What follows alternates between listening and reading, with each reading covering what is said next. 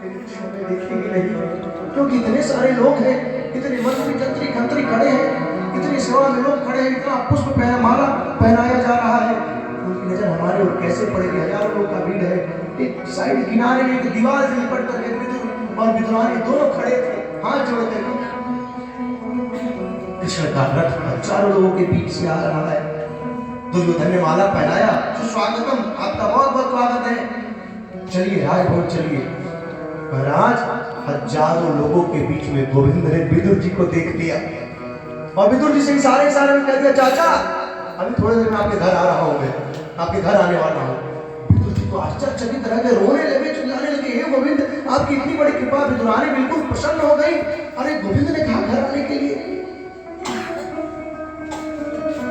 विदुरानी घर पे गई, तुरंत गाय के गोबर को मंगाया, अपने पर्ण कुटीर को लीपा और विदुर जी महाराज को तुरंत बाजार भाग गए।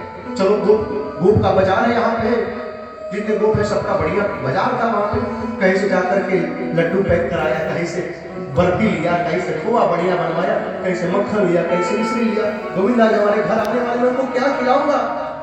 12 वर्षों से विदुर जी ने अन्न का एक दाना नहीं खाया था, केवल केला खा करके, अपने फल खा करके अपने जीवन को जीवित रखा, अपने शरीर को। क्या खिलाऊंगा मैं? गोविंद तो बोल दे कि हमारे घर आएंगे, लेकिन मैं उन्हें क्या खिलाऊंगा, कहां बैठाऊंगा? विदुरानी घर पे आई, घर को सजाने लगी, घर को लिपने लगी, पार्टी धो करके रखा। महाराज इधर गोविंद पहुंचे राजभवन में। राजभवन में दुर्योधन ने प्रणाम किया, आपको प्रणाम करता हूं, आपका स्वागत है।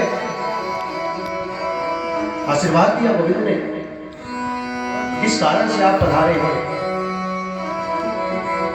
गोविंद ने कहा कि मैंने सुना है कि तुम युद्ध चाहते हो, युद्ध तुमने देखा है, तुमने कहानी में सुना होगा।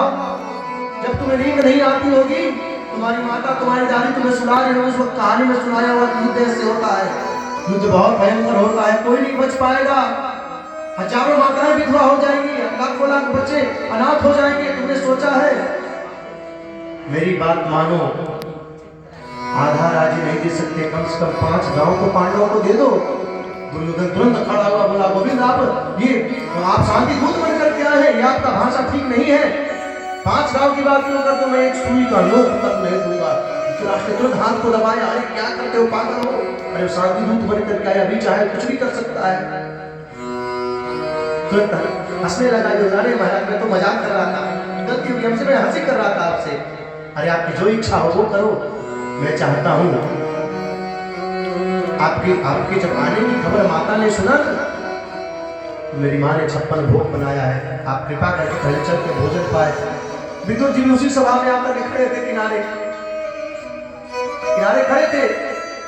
महाराज प्रभु ने कहा कि अरे मेरा निमंत्रण तो विदुर के घर से आया है। विदुर सोचा, निमंत्रण, भोजन का निमंत्रण, जब तैयारी सब कर रहे थे, भोजन का निमंत्रण मैंने कहा दिया, मैं कब निमंत्रण दिया? बोले अरे महाराज आप तो सीधे आपका रथ यही हस्तिनापुर में आया और सबसे पहले मैं मिला, तो आप निमंत्रण मिला कहाँ?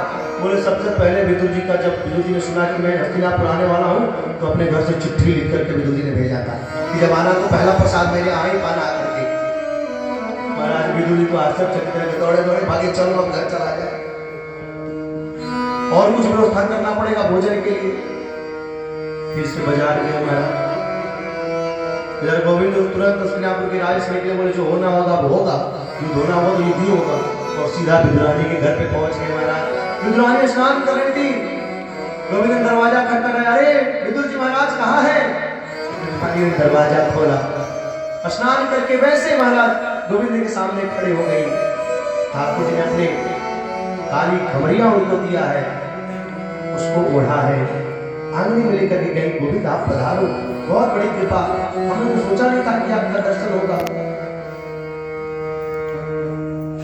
और आज गोविंद जब पधारे हैं, पटिया पिढ़ई जिसको बोलते हैं हम लोग, उसको लेकर के कभी यहाँ रखती है, यहाँ बैठो, फिर यहाँ नहीं बैठना, ठीक है वहां बैठो, 10 जगह चेंज कर किया महाराज। और जब पटिया रखा भी तो उल्टे रख दिया, गोविंद उस पर बैठ गए। क्या खिलाऊं आपको, क्या लाऊं मैं? प्रेम। जब प्रेम की अंतिम अवस्था पहुंचती है, व्यक्ति अपना सुख दुख सब खो जाता है, खिलाऊं, कुछ तो घर में है नहीं। अच्छा जाती हूँ, बगल में सब ये कदली का पेड़ ही तो है, केला है, लेकर के आती हूँ। गई टोकरी भर के लेकर के आई विदुरानी। गोविंद कुछ और तो है नहीं, किसी का भोग आप लगाओ ना, भोग आप खिलाओ। विदुरानी आप खिलाइए। और महाराज प्रेम में इतना बह गई कि छिलका छीले, कदली केला जो अंदर था उसको तो बाहर फेंक दे, और पत्थर पे पत्थर भी उल्टा रखी थी, पत्थर जो रखा गया उल्टा रखा गया, उस पर रखी गई। और गोविंद खाते गए लगभग 40 केला का छिलका खा ले वाला। इतना मीठा, इतना स्वाद भरा, ना गोविंद को सुध बुध नहीं निकला। तब तक विदुर जी आए, अरे देवी दरवाजा खोलो, दरवाजा खोली। अरे गोविंद आने वाले हमारे घर पे, तुमको मालूम है? हजारों गोविंद उन्होंने बोल दिया कि विदुर जी के घर जाऊंगा, भोजन का निमंत्रण आने, मैंने कोई निमंत्रण नहीं दिया था। मालूम है कैसे उन्होंने कह दिया, कितने करुणावान है, कितने दयावान है। अभी आते ही होंगे, अरे आते होंगे कि अंदर बैठ करके वो नाश्ता कर रहे हैं। अंदर आ गए, कब आए? और उनको आए हुए 1 घंटा हो गया। अच्छा, और महाराज हाथ में कमंडल में गरम दूध है, मक्खन है, मिश्री है, बढ़िया पेड़ा है, लेकर के गए। जब जा करके देखा प्रभु को छिलका खा रहे और केला से बाहर फेंक दिया गया है।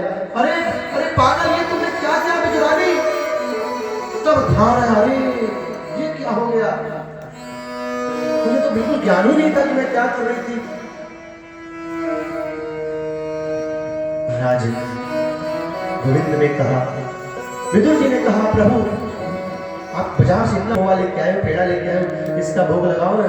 ठाकुर जी एक खाए, लड्डू को मुंह में लिया, थोड़ा सा लिया, बाकी रख दिया। तो विदुर जी बुरा मत मानना, लेकिन जो आनंद विदुरानी के छिलके में आया वो इस मिठाई में नहीं है, नहीं है, बिल्कुल नहीं है। क्षमा करना आप मुझे। इसीलिए तो भक्तों ने गाया, सबसे ऊंची प्रेम सगाई, प्रेम